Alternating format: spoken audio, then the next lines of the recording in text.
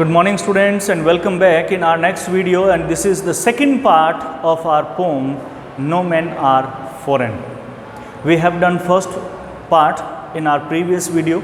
पिछले वीडियो में हमने पहला पार्ट कर लिया था in which we have done 2 stanzas, जिसमें हमने 2 stanza जो है वो कर लिए और उनकी explanation हमने की. In this video we will do the next 2 stanzas, that was the conclusion stanzas of this poem. कि हम 2 नेक्स्ट स्टेंजा करेंगे जो कि कंक्लूज़न है, अर्थात अंतिम निर्णय है इस पोएम का, जिसमें हम 2 स्टेंजास जो पढ़ेंगे. इससे पहले हमने जो स्टेंजास पढ़े उनके अंदर यहाँ पर कवि जो है वो क्या बताने का प्रयास कर रहा है. What the poet is trying to say, the poet is trying to say that we all human beings are same. कवि यहाँ पर कहने का प्रयास कर रहा है कि हम जितने भी मनुष्य हैं हम सब एक जैसे हैं, हम में कोई अंतर नहीं है, हम अलग अलग नहीं हैं. और वो तरीके बताया इसने, वो एग्जाम्पल्स दिए कि that how we all are same. यहाँ पर in this poem the poet is giving an example of all those things in which और by which the poet is explaining that we all are same. So that's why in the first poem the poet is saying that they are living on the land as we are living on the land. कि वो क्या है, वैसे ही भूमि पर रह रहे हैं जैसे हम भूमि पर रह रहे हैं. कि they wearing different clothes but under this uniform, beneath that uniform there are a single living body that breathes. कि वो पोशाकें हम अलग अलग पहनते हैं, हमारा पहनावा अलग हो सकता है, पर हमारे इस पहनावे के नीचे जो शरीर सांस लेता है वो शरीर एक जैसा ही है, वो अलग अलग नहीं है. ऐसे ही कवि कहता है कि जिस धरती के ऊपर हम चलते हैं वो धरती भी तो ऐसी ही है जैसी हमारी धरती है. क्या अलग थोड़ी ना है कि उनकी धरती अलग थोड़ी ना है हमारी धरती से, ऐसी ही धरती वहाँ पर है, क्योंकि वो सब पार्ट है किसका है, all these are part of this same अर्थ.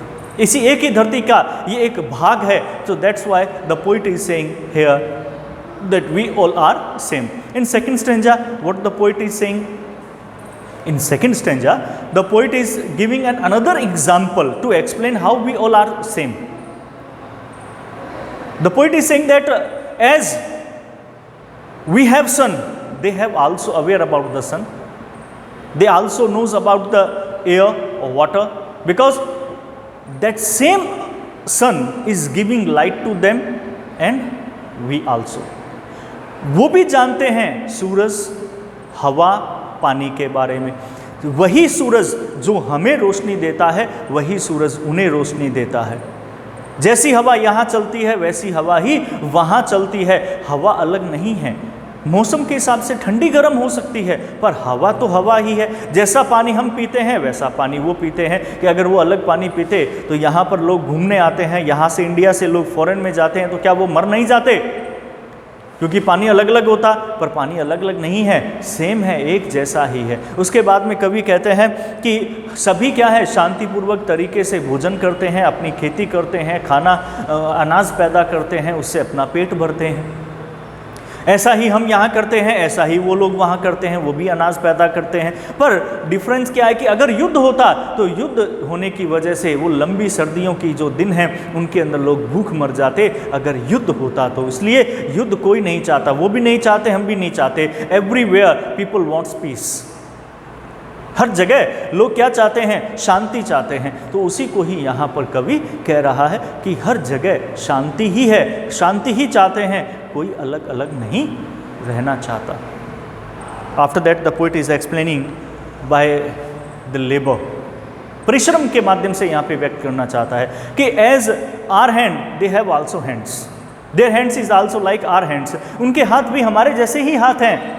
क्योंकि जब हम उनके बारे में पढ़ते हैं, यहाँ पर हाथ होने का मतलब क्या है, यहाँ पर हाथ होने से कहने का तात्पर्य कवि कहता है कि जैसी मेहनत वो करते हैं वैसी ही मेहनत हम करते हैं. क्योंकि आगे की लाइन में इसने यही कहा है कि जब हम उनके बारे में जानने का प्रयास करते हैं या जब हम उनके बारे में जानते हैं तो उनकी मेहनत हमारी मेहनत से अलग नहीं है. उनकी परिश्रम they labour not different from our own, कि उनकी मेहनत हमारी मेहनत से अलग नहीं है. जैसा वो मेहनत करते हैं वैसा हम ही मेहनत करते हैं. क्लियर है? तो इसीलिए कवि ने कहा हम सभी एक जैसे हैं. नेक्स्ट स्टेंजा में क्या कहता है कवि, देखिए. Remember they have eyes like ours, याद रखो उनकी भी आंखें हैं जैसी हमारी। अब यहाँ पे ह्यूमन फॉर्म की बात हो रही है कि कैसे मनुष्य बना हुआ है, वो अलग थोड़ा ना बने हुए, हमारे जैसे ही हैं। जैसी हमारी आंखें हैं वैसे उनकी आंखें हैं, जैसे हमारे नाक है उनके नाक है, जैसे हमारा मुंह है उनका मुंह है, हमारे चेहरे हैं उनके जैसे उनके भी चेहरे हैं, वैसे ही चेहरे हैं। हाँ, हो सकता है रंग अलग हो, रूप अलग हो। तो कवि ने क्या कहा, remember they have eyes like ours that wake और स्लीप, कि उनकी भी याद रखो कि they have also eyes, they have also eyes and their eyes is also wake and sleep as ours, कि उनकी भी आंखें हैं और उनकी आंखें भी वैसे ही सोती हैं और जागती हैं जैसे हम, यानी कि वो भी रात को सोते हैं, हम भी रात को सोते हैं। हाँ, हो सकता है कि हमारे दिन होता है उनकी रात होती है, पर काम तो वही होता है कि वो रात को वहाँ सोते हैं, हम रात को यहाँ सोते हैं। वो दिन में जगते हैं, हम भी दिन में जगते हैं। तो डिफरेंस कहाँ है? Where is the difference? No, no where is any difference, कहीं पर भी कोई अंतर नहीं है। And strength that can be won by love, और उनमें भी वो ताकत है दैट कैन बी वॉन, जिसे जीता जा सकता है किसके द्वारा? बाय लव, प्रेम के द्वारा।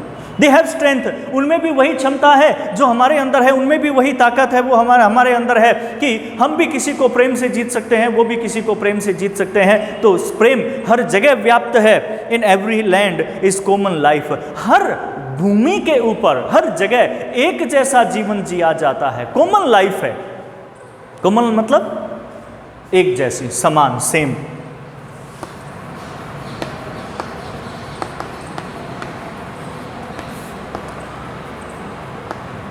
कॉमन लाइफ, एक जैसा जीवन है, हर जगह एक जैसा जीवन है।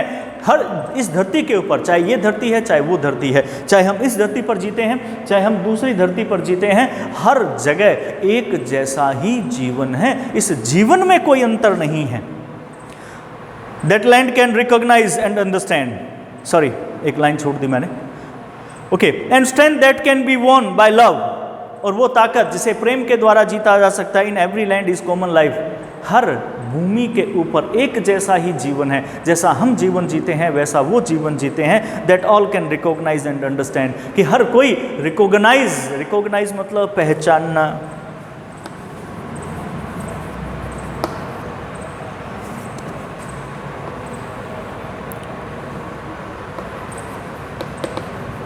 एक्चुअली क्या है इसमें, अगर कंप्यूटर में यूज़ करेंगे तो Z लगेगा रिकॉग्नाइज के अंदर।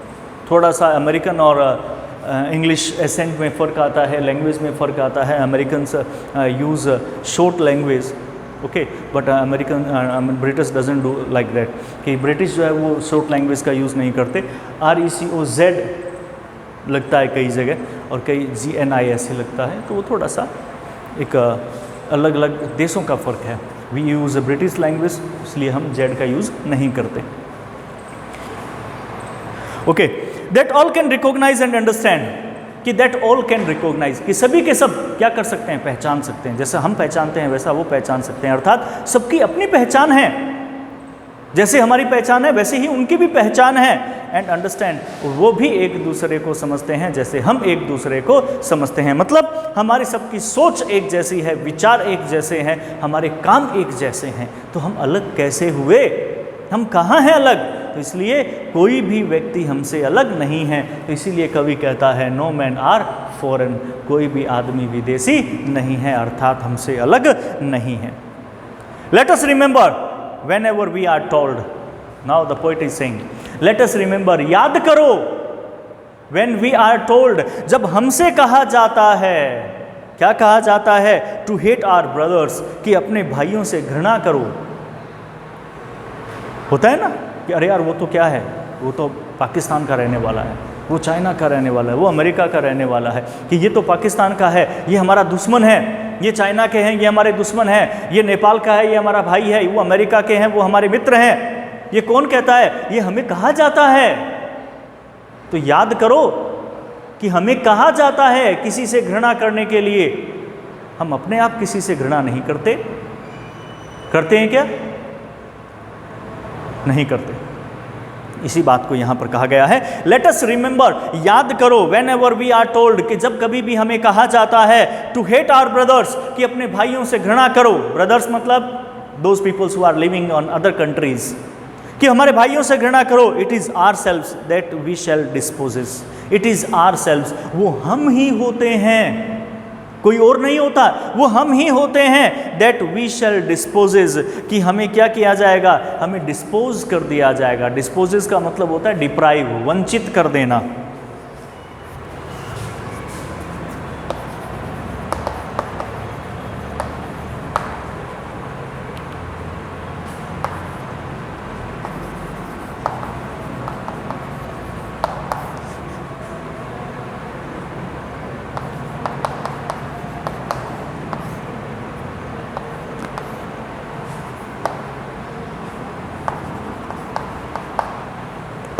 Sorry, okay, now what the poet is saying, कि याद करो कि हमें कहा जाता है, किस चीज के लिए, हमें कहा जाता है कि आप लोगों से घृणा करो, हमें कहा जाता है कि आप लोगों से घृणा करो, क्योंकि वो हम ही होते हैं, टू हेट आवर ब्रदर्स, कि हमारे भाइयों से घृणा करो, क्योंकि इट इज़ आर सेल्व्स, ये हम ही होते हैं, दैट वी शैल डिस्पोज, कि हमें वंचित कर दिया जाता है, बिट्रे, हमें धोखा दिया जाता है,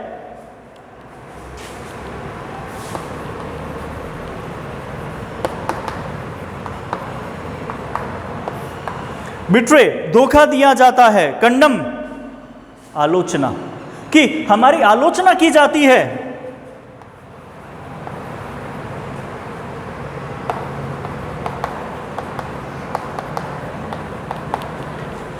कि याद रखो कि अगर हम दूसरों से घृणा करेंगे, हम दूसरों को जो है प्रेम नहीं करेंगे, तो ये हम ही होते हैं, कि हमें भी वंचित रख दिया जाता है चीज़ों से, कि अगर आप दूसरों के साथ घृणा करोगे तो वैसा ही आपको मिलेगा, तो आपको भी प्रेम से और दूसरी चीज़ों से वंचित रहना होगा। डिस्पोज इज बिट्रे, तुम्हें भी धोखा दिया जाएगा, कंडेम, तुम्हारी भी आलोचना की जाएगी, अगर तुम ऐसा करोगे तो तुम्हारे साथ भी ऐसा ही होगा। रिमेंबर, याद रखो, we who take arms against each other, ये हम ही हैं जो केवल एक दूसरे के बहकावे में आकर के एक दूसरे के खिलाफ हथियार उठा लेते हैं, लड़ने को तैयार हो जाते हैं। तो कभी कहता है कि वी हु टेक आर्म्स, ये वो हम ही हैं जो आर्म्स उठा लेते हैं, हथियार उठा लेते हैं, अगेंस्ट, के विरुद्ध, ईच अदर, एक दूसरे के, कि एक दूसरे के विरुद्ध हथियार उठाने का काम हम ही करते हैं। तो now I am revising this line again, this 4 lines again. Let us remember whenever we are told, याद रखो कि जब हमें ये कहा जाता है टू हेट आवर ब्रदर्स, कि अपने भाइयों से घृणा करो, और अगर हम घृणा करने लग जाते हैं तो इट इज़ आर सेल्व्स, ये हम ही होते हैं, दैट वी शैल डिस्पोजेस, कि हमें भी क्या किया जाएगा, वंचित कर दिया जाएगा चीज़ों से, बिट्रे, हमें भी धोखा दिया जाएगा, कंडम, हमारी भी आलोचना की जाएगी। रिमेंबर, इसलिए याद रखो कि we who take arms against each other, कि ये हम ही होते हैं जो लोगों के कहने पर एक दूसरे के खिलाफ हथियार उठा लेते हैं। लास्ट स्टेंजा है, तो कवि क्या कहता है इसमें, it is the human earth that we defile, it is the human earth, ये मनुष्य की धरती है, ह्यूमन अर्थ, जहां पर मनुष्य रहता है, ये धरती मनुष्यों की है जहां पर मनुष्य रहता है, और हम ही इस धरती को गंदा करते हैं, दैट वी डिफाइल, डिफाइल का मतलब होता है pollute.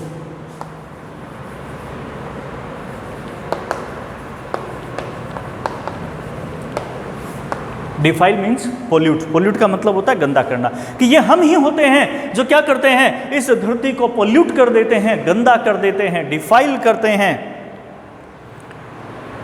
Are hells of fire and dust outrage the innocence, are hells of fire, हमारा वो अभिशाप, हेल वैसे तो नरक होता है, कि हमारा नरक ऑफ फायर, आग का, यहां पर आग के नरक से मतलब क्या है, hell of fire means arms, हथियार, गोला बारूद। इसने कहा आर हेल्स ऑफ फायर, कि वो हमारे हेल्स ऑफ फायर अर्थात आर्म्स, वो हथियार, वो बम, वो मिसाइल्स, वो दूसरी चीज़ें जो क्या हैं हम यूज़ करते हैं युद्ध के अंदर, एंड डस्ट, और ये हमारे द्वारा जो एक गंदगी, धूल फैलाई जा रही है, आउटरेज द इनोसेंस, यही क्या कर रही है, outrage the innocence. Outrage the innocence का मतलब होता है वायलेट द प्योरिटी, शुद्धता को खत्म करना। इनोसेंस यहां पे क्या है, शुद्धता। तो ये है, हम ही हैं कि हमारे ही हथियारों के द्वारा, हमारे ही इस गंदगी धूल के द्वारा हम क्या करते हैं, इस धरती की शुद्धता को खत्म कर रहे हैं, इस धरती की शुद्धता को खत्म कर रहे हैं, उसका अंत कर रहे हैं। ऑफ एयर, हवा की शुद्धता, उसे हम खत्म कर रहे हैं। That is everywhere our own, ऐसी हवा जो हर जगह एक जैसी है, जो हमारी ही है, एक जैसी है, उसी हवा में हम सांस लेते हैं और हम ही उस हवा को गंदा कर रहे हैं। अर्थात हम ही हैं जो एक दूसरे के साथ में जो हमारा भाईचारा है उसे हम नष्ट कर रहे हैं, खत्म कर रहे हैं, केवल अपने स्वार्थ की खातिर।